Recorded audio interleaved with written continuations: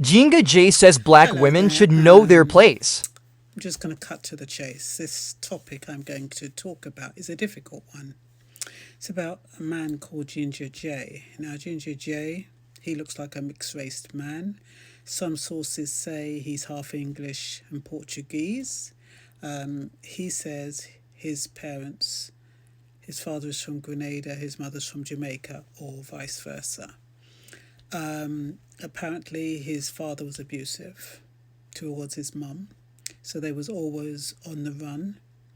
He'd been on the streets from the age of 14 years old. Been in jail, done time for some serious crime, organised crime, weapons, grenades, goodness knows what. He's done 11 years in total, 7 years and 3 years, I think, separately. So this man has, when he talks about women, I know it's street talk, but it's not a way that you would really talk about women if you respected them. So, but then, you have this group of street men who talk a certain way, and for them it's okay. So, what's happened now is that he's come out of jail. I'm not quite sure when he got out of jail actually. I came across it because all these headlines were saying how he hates black women. So I thought, oh, another man who hates black women because of whatever. You just don't know what the reasons are. So I kind of listened to him talk about his background.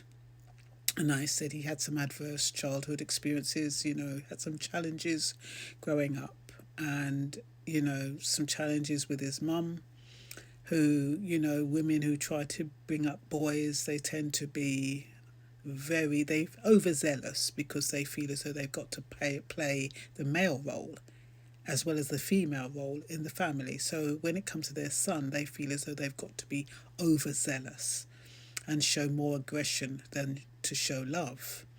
And I think must be what happened in his situation. I think he had a mother who was very overly assertive, overly zealous, trying to be too strict in raising him. He wasn't given a voice. He therefore rebelled, went on the streets, did what he needed to do. He said he doesn't have any regrets, did time in jail. Now he's out and he's using his life experiences to be a comedian. So recently he was on a podcast, and in this podcast he was talking to women first about, well, it looked as though they had men on one side and women on another side. And it started off pretty okay, where they were just asking him questions and asking him about his mum and different things like that. But then it got to the point where the black women were kind of talking on top of each other. And then he was trying to explain his situation. And he felt as though he wasn't being allowed to explain his situation. And then the women started trying to get answers from him. Because what he was saying is that he wouldn't date black women because black women have hurt him in the past. So he will only now date Asian women. So one of the women said, what is it about black women? What qualities in black women that you don't like? And this isn't in order, but basically he said he doesn't like the way they're sassy. They're over animated. They talk too loud. They don't know their place. They don't listen.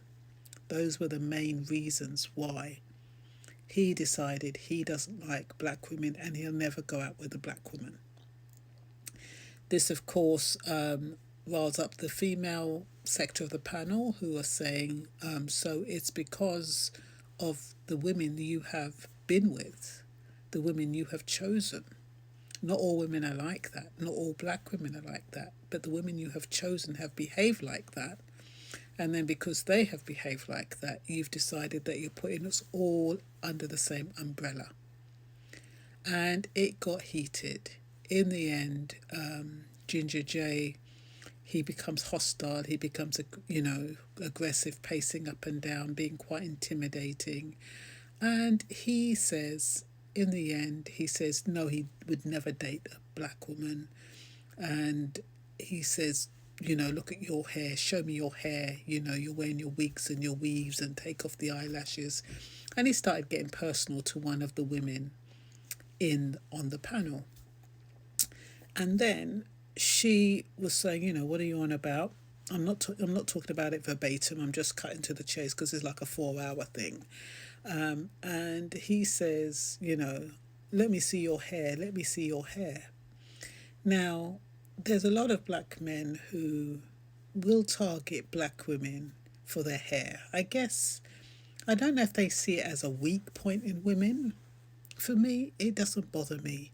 I'm not wearing wigs or weaves or having my hairstyle to suit you.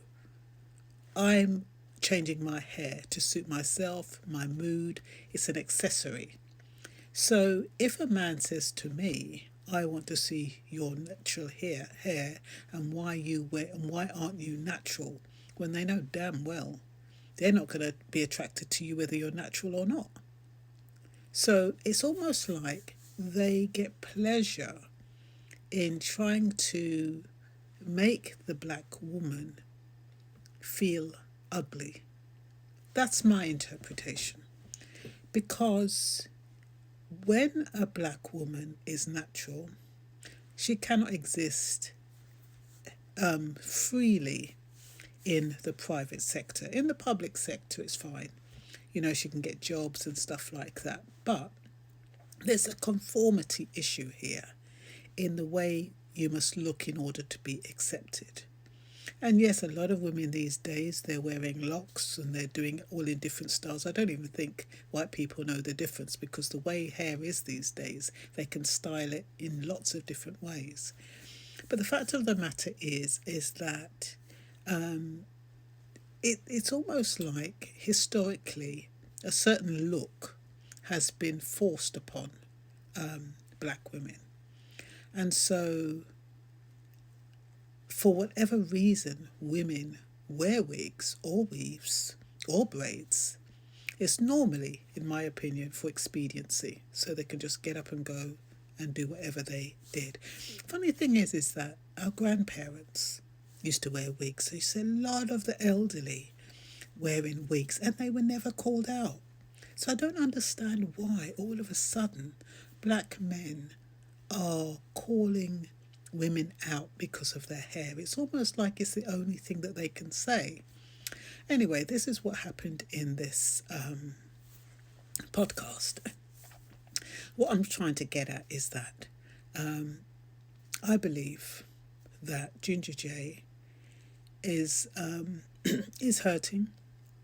I believe he's not facing his issues.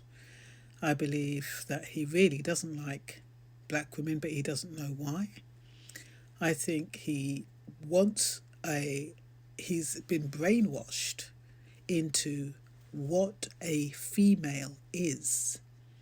And in his eyes, a female is somebody who's docile, who does what she's told, who knows her place, which is probably why he's dealing with an Asian woman. I don't know if she's traditional Asian or what.